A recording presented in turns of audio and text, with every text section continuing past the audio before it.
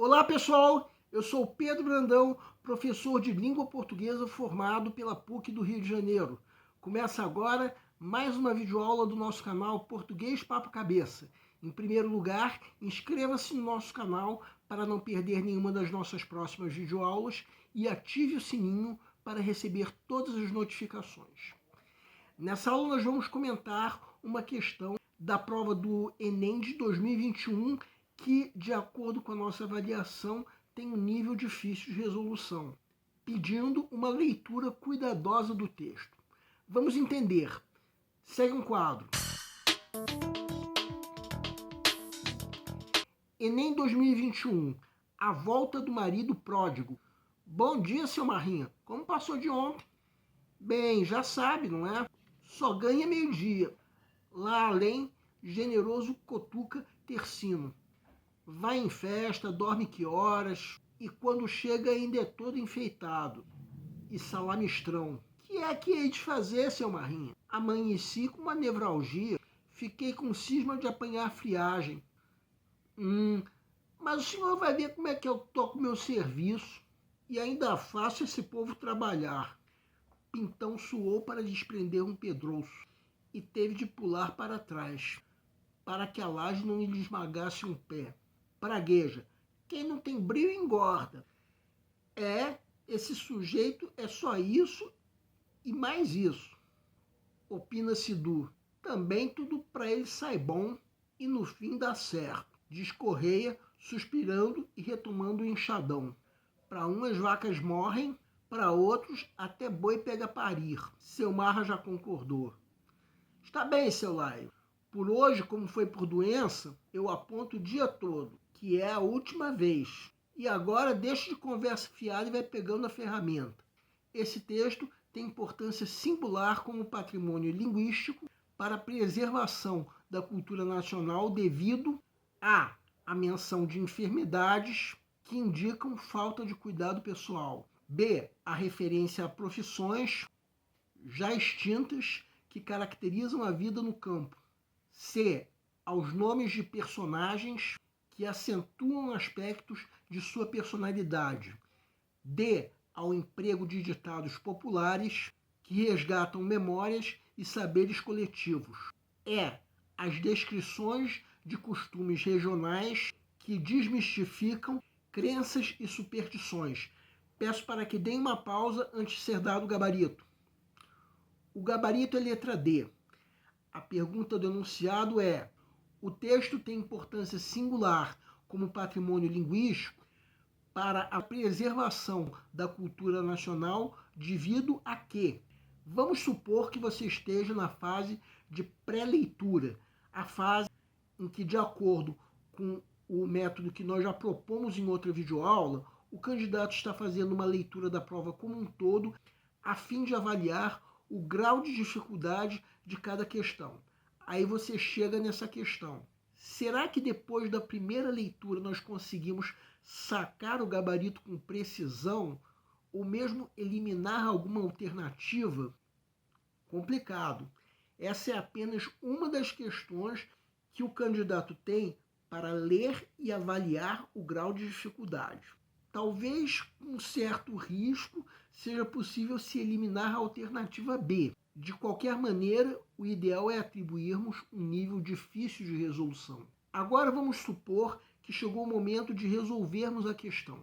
Então, tendo em vista a pergunta do enunciado, vamos tentar responder essa pergunta de acordo com o texto. Uma pergunta que é relativa ao valor do texto como patrimônio linguístico da cultura nacional. Então está na hora de fazermos uma leitura cuidadosa do texto. Trata-se de um trecho da obra Sagarana de Guimarães Rosa. O título faz um trocadilho com a passagem bíblica do filho pródigo, a volta do marido pródigo. Por enquanto, nós temos uma conversa entre trabalhadores braçais, que nós percebemos pela pronúncia serem do interior. Então, até agora, os termos desse dialeto podem servir como resposta à pergunta do enunciado, já que é inegável que os termos de um dialeto constituem um patrimônio linguístico. Reparem ainda que na narrativa, nem nas falas, o verbo cutucar foi escrito com O. Isso foi de propósito, para se adequar à cena narrada. Uma pequena observação: a palavra salamistrão pode até parecer um termo do dialeto, mas não é. Trata-se de uma palavra inventada pelo autor, um neologismo. Bem, quem quiser pode dar uma pausa para reler esse trecho. Agora vamos continuar a leitura. Reparem que nesse trecho agora nós encontramos um outro termo do referido dialeto. Mesmo sem a gente conhecer esse termo, nós percebemos que se trata de um aumentativo de pedra. Então, por aí nós já temos motivos de sobra para imaginarmos que, se nós encontrarmos entre as alternativas alguma que mencione termos de dialeto, essa alternativa tem grande chance de ser o gabarito da questão, dependendo, é claro, do que essa alternativa falar sobre termos de dialeto. Eu disse, se houver uma alternativa que mencione termos dialetais.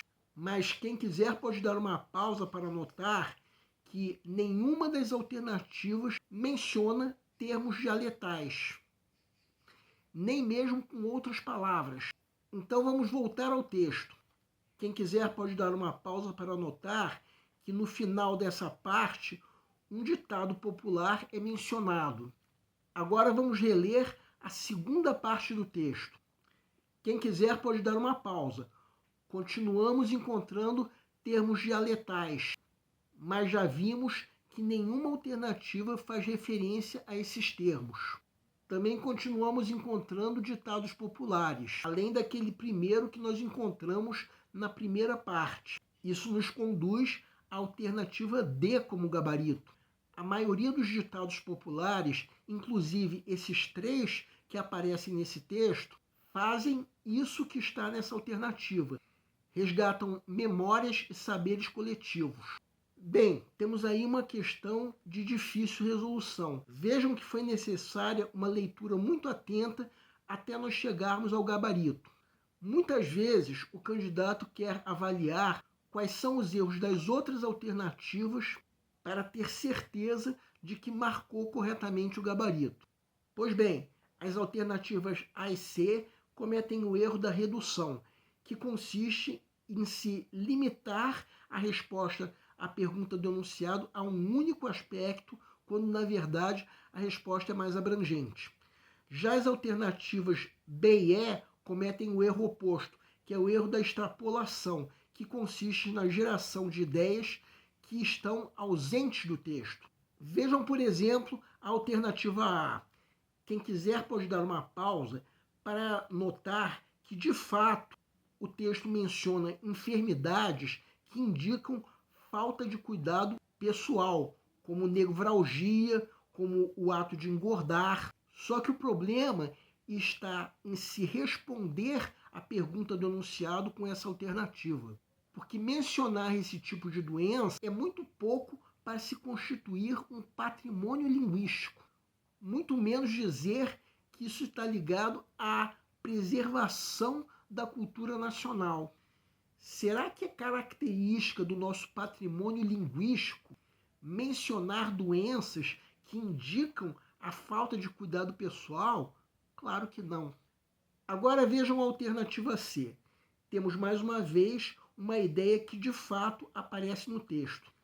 Nomes como Marrinha e Generoso de fato parecem acentuar traços da personalidade desses personagens. Mas daí até se usar isso para responder a pergunta do enunciado, ou seja, dizer que isso é um traço do nosso patrimônio linguístico, é muito pouco.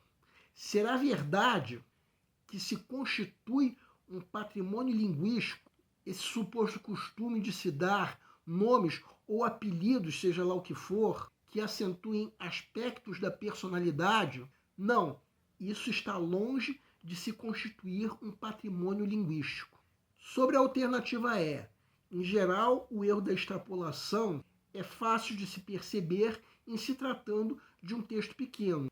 Mas essa alternativa só pode ser percebida como uma ideia ausente do texto depois de uma leitura cuidadosa que, de fato, se faz necessária.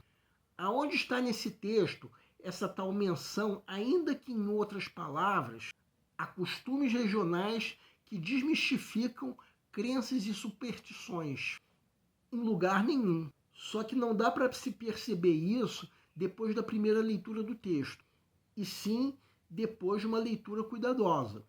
Por fim, a alternativa B é a única que pode ser eliminada com um certo grau de segurança depois da primeira leitura do texto. Chega a ser complicado se identificar com segurança qual é a profissão de cada um desses personagens. No máximo, nós podemos supor que todos eles sejam pedreiros, pelo menos de acordo com esse trecho. E de qualquer maneira, essa profissão de pedreiro fica sendo a única mencionada pelo texto. Então, como dizer que o texto faz referência a profissões já extintas? Não há como. A alternativa D, então, é a única que dá à pergunta do enunciado uma resposta correta e coerente com o texto. Bem, temos aí uma questão que pede, de fato, uma leitura cuidadosa do texto.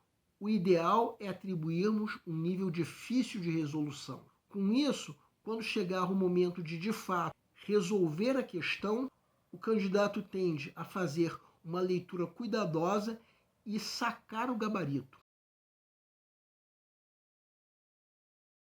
O nosso canal Português Papo Cabeça antigamente se chamava Aprenda a Língua Portuguesa. Cada vez mais estaremos focados em vocês que estão movendo a roda da história para que seja criado um futuro melhor para todos. Então, o nosso foco principal continua sendo os vestibulandos, que terão no nosso canal uma fonte importante de estudo de língua portuguesa, onde nós ensinaremos os recursos da nossa língua para que possam, em primeiro lugar, escrever de forma adequada, entre outros textos, a redação do vestibular. Em segundo lugar, para que possam interpretar textos de forma adequada, não apenas numa prova de vestibular ou concurso, mas também na leitura de textos que ajudarão vocês a se manterem atualizados. Cada vez mais nós teremos no nosso canal um Papo Cabeça. Ensinaremos nossa língua sim, mas de forma a estimular a inteligência que nasceu dentro de vocês e que precisa ser estimulada. E a missão do nosso canal é melhorar cada vez mais. Então vocês podem usar tanto o nosso e-mail quanto a nossa fanpage do Facebook para fazerem qualquer comentário, elogio, crítica ou ainda reclamação sobre as nossas videoaulas. E vocês também podem usar tanto o nosso e-mail quanto a nossa fanpage para pedirem para esclarecer qualquer dúvida que vocês tenham sobre a matéria. E nós agradecemos a todos vocês que estão assistindo nossas videoaulas. Em especial, nós agradecemos a todos vocês que estão compartilhando nossas videoaulas com outras pessoas. Muito obrigado, porque vocês estão ajudando o nosso canal a ser feito. Pedimos ainda que deixem um like. Muito obrigado e aguardem nossa próxima aula.